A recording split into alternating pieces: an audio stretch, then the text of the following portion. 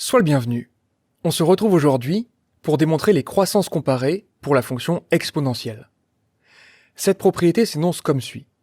On va dire que pour tout entier naturel n, on dispose des résultats suivants. La limite en plus l'infini du quotient exponentiel x sur x puissance n vaut plus l'infini. Et la limite lorsque x tend vers plus l'infini du quotient x puissance n sur exponentiel x vaut 0. Donc cette histoire-là, cette propriété de croissance comparée, c'est essentiellement l'histoire d'une forme indéterminée.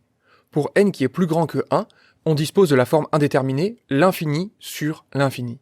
Et ce théorème-là, de croissance comparée, vise justement à produire une démonstration nous permettant de lever cette forme indéterminée. Pour cette démonstration, on va revenir à l'idée de l'émission précédente, qui consiste à dire que la fonction exponentielle est convexe, et donc que sa courbe représentative est située au-dessus de sa tangente en 0, qui a pour équation y est égal à x plus 1. Et donc cet effet de croissance comparée, c'est quelque chose qu'on peut observer. On voit très bien sur la courbe, ici, même si elle n'est pas complète, que l'exponentielle tend beaucoup plus vite vers plus l'infini que la fonction qui a x associe x plus 1, par exemple. Et notre but, aujourd'hui, c'est de démontrer que l'exponentielle de x tend plus vite vers l'infini que n'importe quelle puissance entière de x. Donc on va se lancer dans cette démonstration que j'ai appelée la puissance. On va dire que la fonction exponentielle, c'est une fonction qui est convexe sur R, puisque sa dérivée seconde est égale à elle-même et c'est une fonction qui est positive. Et donc, sa courbe représentative se situe au-dessus de sa tangente en 0. Le donc que j'indique ici, c'est justement ce qu'on a démontré dans l'émission précédente, dont je t'indique la référence. Et donc ça nous dit que pour tout réel x, on dispose de l'inégalité exponentielle x plus grand que x plus 1. En effet, on retrouve ce x plus 1 grâce à l'équation de tangente, y est égal à exponentielle prime de 0 que multiplie x moins 0 plus exponentielle de 0. C'est comme ça qu'on retrouve ce fameux x plus 1. Alors on peut se demander ici, est-ce qu'on peut en déduire quelque chose? Est-ce qu'on peut en déduire par exemple que l'exponentielle de x s'attend plus vite vers l'infini que x? Et en fait on peut même pas. Parce qu'on va dire que pour tout x strictement positif, si on divise tout par x, donc ça nous donne exponentielle x sur x, c'est plus grand que 1 plus 1 sur x. Et si on fait tendre x vers plus l'infini, eh bien la quantité qui est à droite de cette inégalité, ça tend vers 1. Donc ça peut être assez désespérant, puisque nous on cherche à démontrer que l'exponentielle tend plus vite vers l'infini que n'importe quelle puissance de x, et pour n égale 1, on n'arrive même pas à conclure à partir de cette inégalité. Mais la tactique que je te propose ici, c'est d'être moins ambitieux pour l'instant. On va se contenter dans un premier temps d'un résultat plus modeste qui va nous permettre ensuite de retrouver directement ce résultat de croissance comparée. On va dire qu'en particulier, pour tout réel strictement positif x, on va considérer le quotient exponentiel x sur racine de x. Et on va essayer de démontrer que ça tend vers plus l'infini.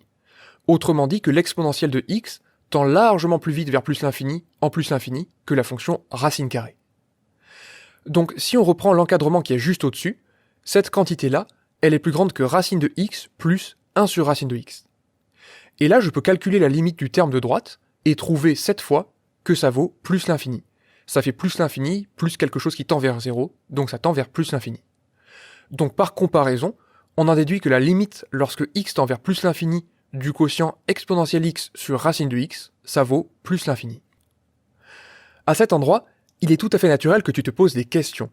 Au dénominateur, j'ai inscrit racine de x, alors que dans la propriété, on voulait x puissance n. Comment peut-on tirer une information à partir de l'autre?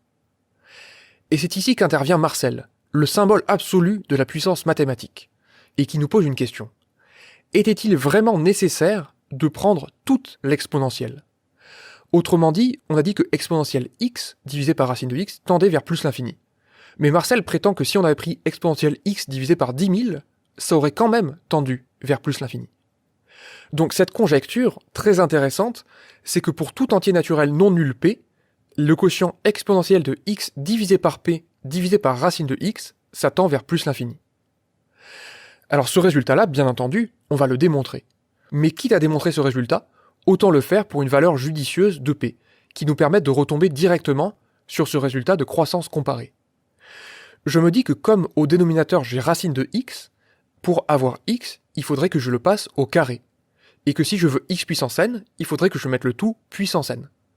Et donc si je mets un nombre au carré, puis que je le mets puissance n, au final, je le mets à la puissance 2n. Donc j'ai très envie ici de démontrer le résultat de Marcel lorsque p est égal à 2n. Et c'est exactement ce qu'on va faire. Alors dans un premier temps, on peut traiter un cas qui ne relève pas de Marcel. On peut juste dire que pour n égale 0, eh bien on trouve immédiatement les résultats demandés, puisque c'est la limite de soit exponentielle x, soit 1 sur exponentielle x, et ça on les a démontrés dans l'émission précédente, démonstration de terminale numéro 16, puisque la limite lorsque x tend vers plus l'infini de exponentielle x, ça vaut plus l'infini. Donc on va se concentrer dans la suite de l'émission sur ce cas plus problématique, où n est un entier naturel non nul, où on dispose de cette forme indéterminée. Et on va dire qu'on calcule, pour tout réel strictement positif x, exponentielle de x divisé par 2n divisé par racine de x. Donc ça c'est pour démontrer la conjecture dans le cas où p est égal à 2n. Comment pourrait-on utiliser le résultat qu'il y a juste à gauche? Eh bien on me dit que pour utiliser le résultat juste à gauche, il me faudrait la même chose sur l'exposant de l'exponentielle et sous la racine carrée. Donc l'exposant de l'exponentielle, je ne peux pas y faire grand chose, c'est x sur 2n, mais si je veux mettre quelque chose d'autre sous la racine carrée, alors là je peux le faire. Je vais dire que la racine carrée de x, c'est racine carrée de x divisé par 2n que multiplie 2n. Autrement dit, je force l'apparition du terme x sur 2n puisque j'ai envie de le voir apparaître à cet endroit-là. Maintenant, je vais utiliser les propriétés de la fonction racine carrée en disant que la racine carrée d'un produit de nombres positifs, c'est le produit des racines carrées de ces deux nombres-là. On trouve 1 sur racine de 2n que multiplie ce quotient-là. Et je vais dire maintenant, en regardant l'encadré à gauche, que le terme de droite dans ce produit, il tend vers plus l'infini lorsque x tend vers plus l'infini. Et que comme il est multiplié par un nombre positif, ça me donne quelque chose qui tend vers plus l'infini. Donc j'écris que cette quantité, elle tend vers plus l'infini lorsque x tend vers plus l'infini, d'après le résultat qu'on a obtenu sur le tableau de gauche. Donc on pourrait poser ici formellement y est égal à x divisé par 2n pour passer à la limite et pour se ramener exactement à ce résultat. Donc il est temps de se rappeler ici pourquoi on avait considéré l'idée de démontrer la conjecture pour p est égal à 2n. Et en fait cette idée est encore au tableau. Notre objectif c'était de mettre le tout à la puissance 2n pour retomber directement sur l'égalité de la propriété. Et c'est ce qu'on va faire. On va dire que la fonction qui a t associe t à la puissance 2n, c'est une fonction qui tend vers plus l'infini en plus l'infini. Et donc que par composition, par opération sur les limites, si on prend la quantité précédente puissance 2n, ça va encore tendre vers plus l'infini. Sauf que, avant d'écrire que ça tend vers plus l'infini, je peux la calculer. Je vais dire que ça vaut le numérateur à la puissance 2n, c'est-à-dire exponentielle x, divisé par le dénominateur à la puissance 2n, que je vais écrire dénominateur au carré, le tout puissance n. Et donc j'utilise ici les propriétés des puissances entières, bien entendu, mais aussi une propriété de l'exponentielle, qui me dit que exponentielle a le tout à la puissance b, c'est exponentielle du produit a fois b. Et maintenant, au dénominateur, racine de x au carré, ça vaut x. Donc cette limite-là, c'est tout simplement la limite de exponentielle x que divise x puissance n. Mais ce qu'on a démontré juste avant, c'est que cette limite-là, la première qui est tout à gauche de cette série d'égalités, elle tend vers plus l'infini. Et donc ça nous permet directement de démontrer le premier résultat sur les croissances comparées. Quant au deuxième, c'est quasiment immédiat, puisqu'il suffit de passer à l'inverse.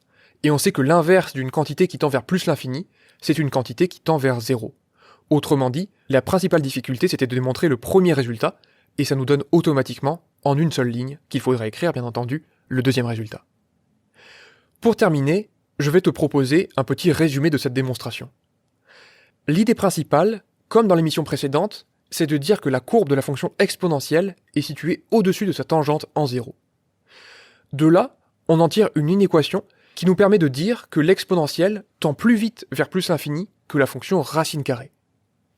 Et à partir de là, Marcel nous dit qu'il n'était pas nécessaire de choisir exponentielle x au numérateur, mais qu'il nous aurait suffi de choisir exponentielle de x divisé par à peu près n'importe quoi. Donc pour n égale 0, on se dispense de cette conjecture, on a déjà calculé les limites de la fonction exponentielle, et dans le deuxième cas, on choisit de démontrer la conjecture pour p est égal à 2n, en se disant que pour passer de racine de x à x puissance n, il faudra mettre à la fin le tout à la puissance 2n. Pour cela, on force l'apparition de x sur 2n à l'intérieur de la racine carrée, ce qui nous permet d'utiliser le résultat de gauche, et ensuite, en passant le tout à la puissance 2n, comme on attendait, on tombe directement sur le résultat des croissances comparées. J'espère que cette émission t'a plu, je te souhaite une excellente journée, et je te dis à la prochaine.